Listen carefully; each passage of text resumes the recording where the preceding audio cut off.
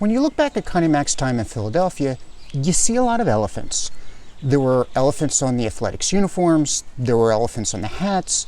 Connie Mack had elephant statues. There were elephants in the Athletics logo. The A's Christmas card even had an elephant. Now, most fans of Philadelphia baseball can tell you the story of how the elephant originated from a comment by John McGraw, where he called the Philadelphia Athletics a white elephant. And Connie Mack was amused by those comments, so he adopted the white elephant as the team's mascot. But what exactly does all that mean? Stay tuned and I'll explain. Philadelphia Baseball History presents... Why does the Athletics logo use a white elephant?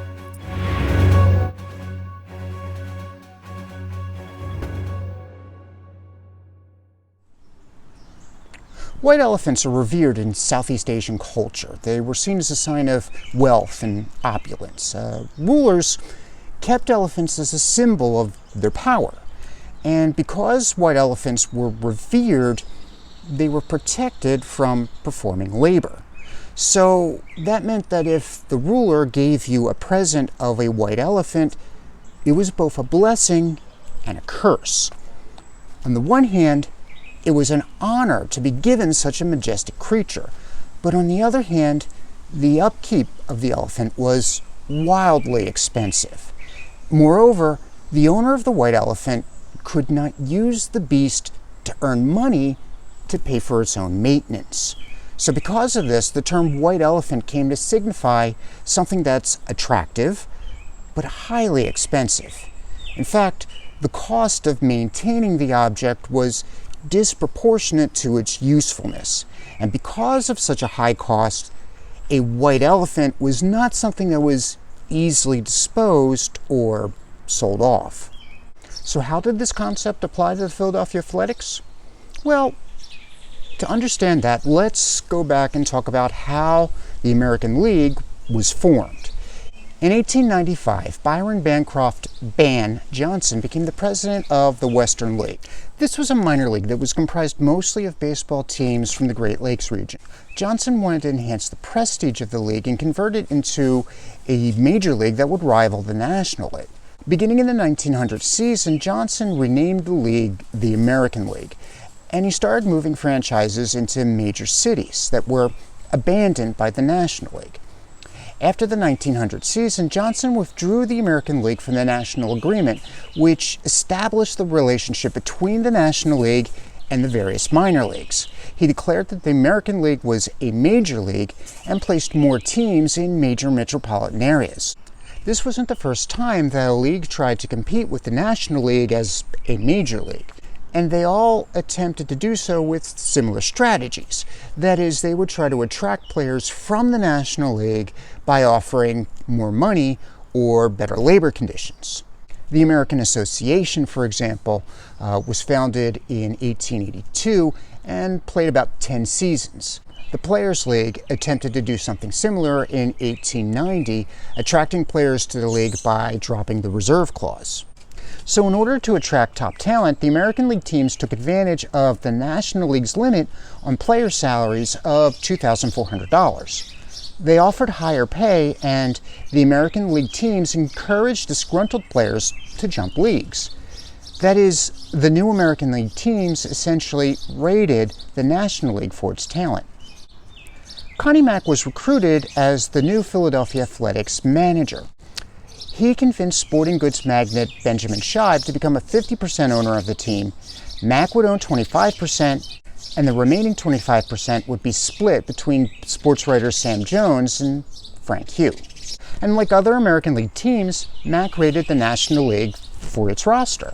In particular, Mack targeted players from the A's crosstown rivals, the Philadelphia Phillies. Colonel John Rogers had a reputation of being a particularly stingy owner. Indeed, Rogers had a falling out with his co-owner, Al Reach, in 1899 over the direction of the team. This resulted in Reach divesting himself of ownership in the Phillies. Reach was a well-known superstar of the original Philadelphia Athletics team of the mid-1860s, and he had started a sporting goods business for himself. In fact, Reach would become the exclusive supplier of baseballs to the American League, manufacturing those baseballs from a factory in the Fishtown neighborhood of Philadelphia. It was because of Rogers' stinginess that a number of Phillies players were willing to make the jump to the Athletics in 1901. They included Nap Lajoie, Joe Dolan, Morgan Murphy, Strawberry Bill Bernhardt, Chick Fraser, and Willie Piatt. Of those players, Lajoie was the main prize, as he was the best hitter on the Phillies team. Lajoie went from a salary of $2,600 with the Phillies in 1900 to $4,000 in 1901 with the Athletics, and then $7,000 in 1902. Lajoie would also go on to compete annually for the batting title in the American League. Soon, more Phillies jumped leagues to join their counterparts in the American League. By the end of 1901, the Athletics added future Hall of Famer Elmer Flick and shortstop Monty Cross. Star slugger and future Hall of Famer Ed Delahanty also left the Phillies. However, Big Ed signed on to play with the Washington Senators. Colonel Rogers, however, did not take losing his star players to the upstart American League lying down. Rogers filed a lawsuit against Lajoie, Bernhardt, and Fraser, as well as the Athletics in Philadelphia Common Pleas Court in May of 1901 for breach of contract. Specifically, Rogers tried to enforce the reserve clause, which essentially reserved the team's right to secure player services for the next season after the current season was over. This clause was in every professional baseball contract and was what prevented players from becoming free agents up until the 1970s. The Common Pleas Court denied Rogers' request for an injunction to prevent Lajoie and the other players from playing for another baseball team. Rogers appealed, and in April of 1902, the Pennsylvania Supreme Court overturned the trial court's decision and issued the injunction. Lajoie and his two Phillies cohorts had to sit idle for a while, as Connie Mack and the American League decided what to do about them. Eventually, Mack traded Lajoie and Bernhardt to Cleveland, who were initially called the Bluebirds, but had changed their name to the Bronchos in the offseason. Now, the Pennsylvania Supreme Court is, of course, a state court. Its injunction was only enforceable in the Commonwealth of Pennsylvania. That actually led to a very comical situation where sheriff's deputies would be waiting at the train station in Philadelphia when Cleveland came to town to play the A's, and would board the train looking for Lajoie and Bernhardt, ready to serve them with court papers to appear in a Pennsylvania court for contempt of court proceedings. Lajoie and Bernhardt would board a separate train from their Cleveland teammates and spend their time in Atlantic City while the Bronchos played the Athletics. As an aside, in 1903, Cleveland changed its name to the Naps in honor of their best player, who was seen as the best hitter in the American League until Tybe Cobb joined the league in 1906. And we currently know this team as the Indians. With this background in mind stepped John McGraw. John McGraw was actually hired to manage the Baltimore Orioles of the new American League in 1901 and 1902. He was a passionate manager and often found himself in conflict with the umpires. In 1902, AL President Ban Johnson actually suspended McGraw because of his frequent conflicts with the umpires. The suspension happened on June 29th. McGraw then negotiated a deal with the Orioles Board of Directors. You see, while he was suspended, he had secretly been offered the job of managing the New York Giants of the National League. He offered the Orioles to forgive them of the $7,000 that they continued to owe him for the remainder of his contract if only the Orioles would release him from his managerial duties. The board took him up on that offer, and on July 7th, the deal between McGraw and the Giants was announced. Baltimore, meanwhile, lost many of its key players to the Giants. Things came to a head on July 17th when Baltimore only had 5 players left on its team. The Orioles had to forfeit the game that day to the St. Louis Browns. At the same time, the board of directors forfeited the Baltimore franchise to the American League. McGraw was already aware that Ban Johnson wanted to move the Orioles franchise to New York, and that another person had been promised the managerial position. In 1903, the Orioles were moved to New York and became the Highlanders. They, of course, eventually became the New York Yankees. But I digress.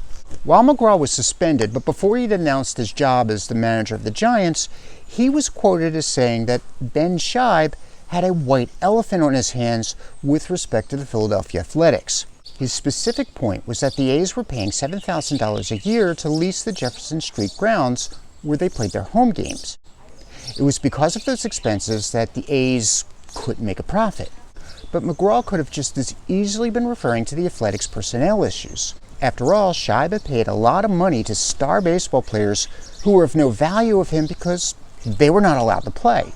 The Athletics also had to spend a lot of money on lawyers' fees to defend against the Phillies' lawsuit, all to end up trading Lajoie and Bernhard to Cleveland, who still couldn't play ball in Philadelphia. The American and National League eventually negotiated peace in 1903. The result of that peace ushered in a new World Series, which pitted the winners of the pennants of the two leagues against each other for a championship of professional baseball.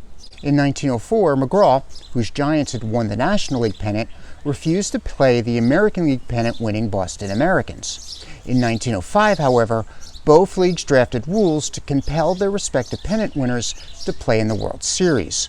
That year, the Athletics won their second American League pennant, the first coming in 1902, a year before the World Series had been reintroduced to baseball. The Giants also won the National League pennant. When the two teams met in the 1905 World Series, the Athletics presented McGraw with a white elephant statuette. The white elephant has since been an enduring feature of Athletics lore. Indeed, the white elephant continued to be a part of the Athletics logo even when the team moved to Kansas City until 1965. And then, after moving to Oakland, the Athletics reintegrated the white elephant into their logo in 1988. And that is why, to this day, the Athletics incorporate a white elephant in their logo. Thank you for watching. Don't forget to like, subscribe, and share. If you have any ideas for topics that we can cover in the future, please let us know in the comments below. We have new t-shirt designs, including the Philadelphia Athletics and Harry Stovey of the American Association. And don't forget to show your pride as you protect your health and that of your family. We now have masks available in our merch store. We'll have a link in the description box below.